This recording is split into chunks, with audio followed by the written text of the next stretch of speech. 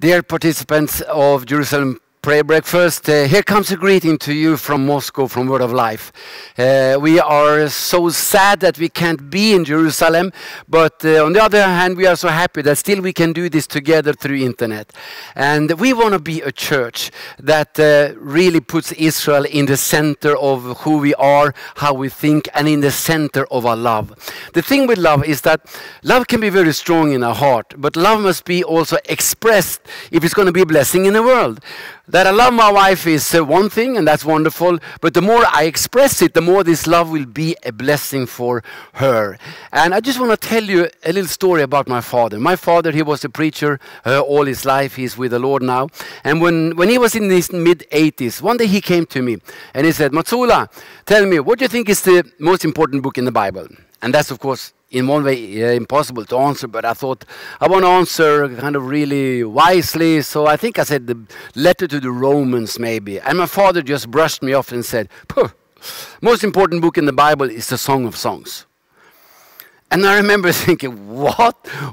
How can he say that? That Song of Songs, 8th chapter with "I love you and I love you, you are wonderful and you are wonderful." And I thought, how can he say like that? I was almost a little offended. Later, when I thought about this, I started to think, well, my father has lived with the Lord all his life. He's preached the word, and at the end of his life, if he thinks that the Song of Songs is the most important book in the Bible, what has he discovered? How can he say that? And maybe the answer is simply that he's understood that what this book is really about, it's a book about love.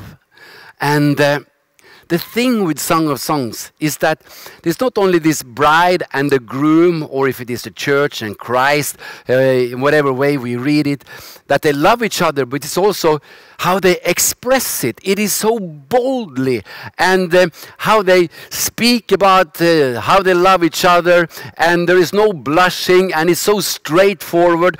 And growing up in a Baptist church, it was almost embarrassing for some of the preachers at that time to read from the book, because the expressions are so, they are so extremely boldly, and there is something about love that's wonderfully, expressed in that way, that love can be strong but hidden, or it can be loud and it can be seen. And that's the way I want our church to love Israel and the Jewish people. That it can be heard in our church, heard among other churches in the Christian world. It can be heard in Israel, and it can be seen in society and in everyone who comes in contact with us, that we don't hide our support for Israel and our love for Israel and for the Jewish people.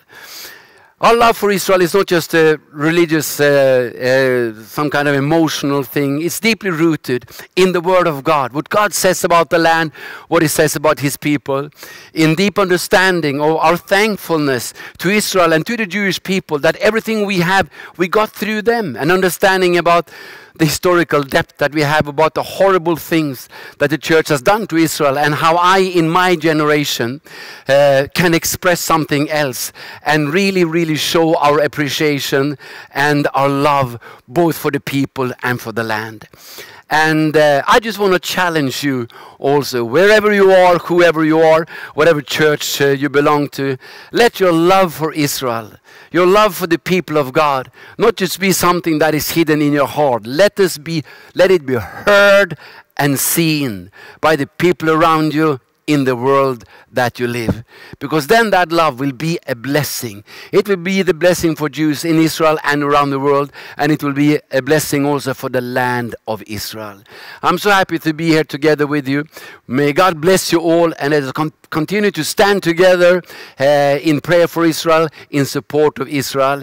We are living in perilous times, but God has everything under control. If you trust in Him, He will guide all things forward in His very blessed and holy will.